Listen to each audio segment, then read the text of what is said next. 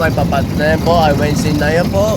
Ngayon po ay mapapaturo po tayo mag-drive ng Rodo. Si Daddy Pogi po isang driving teacher.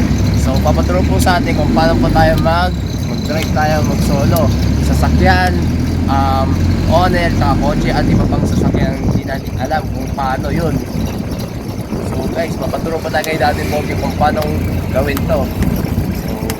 Doon pa tayo mag-practice po, doon po sa Philippine Arena kasi doon po tayo mag-practice kasi po napakalawak po yung lupain. Dito po sa kalsada, delikado mag-practice doon lang tayo. Sa Philippine Arena na yun po, dito tayo magpa-park sa E2 parking. Guys, dyan tayo magpa-practice. Okay, no? Yan ako dito ka.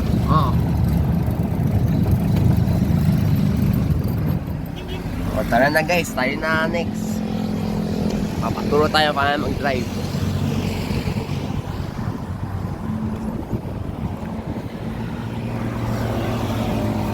Ay. Sige. I-video na lang kita.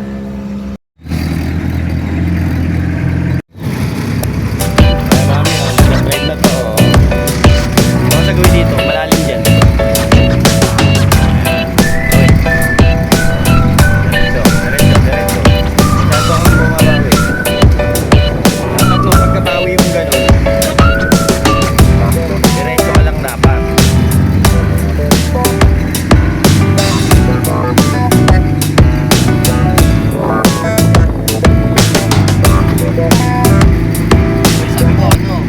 A few moments later.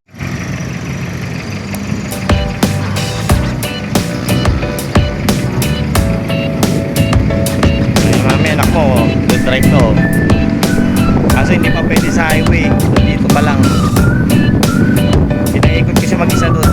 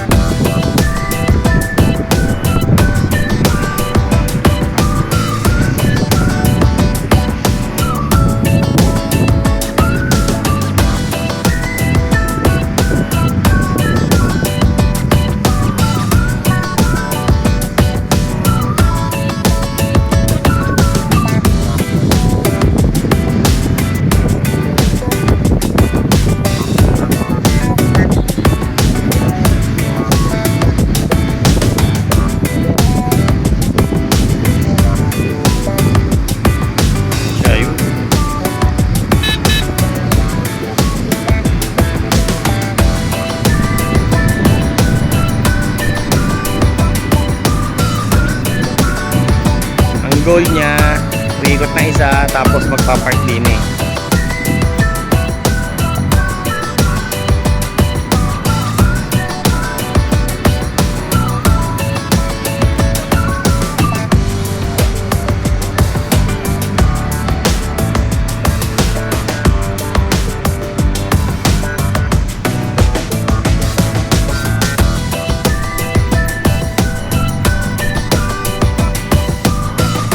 May line, no? May praktisan ng parking din eh. Ayan, ere. Ewan ko lang kung maisushoot niya. Ayan na, patras na.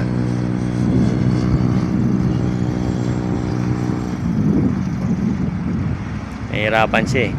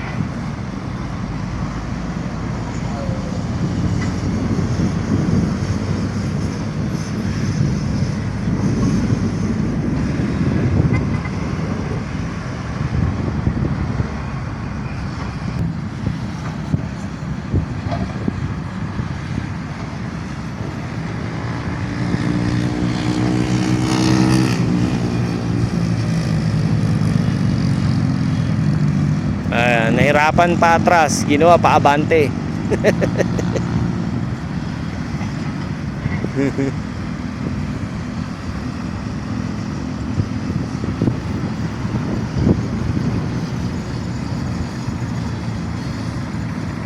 Ayan, sa gilid na lang daw. Open naman daw yun eh.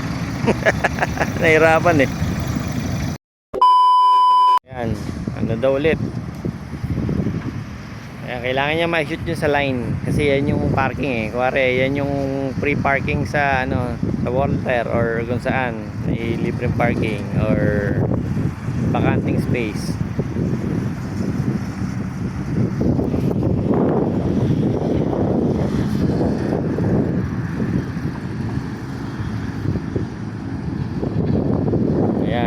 May shoot niya oh.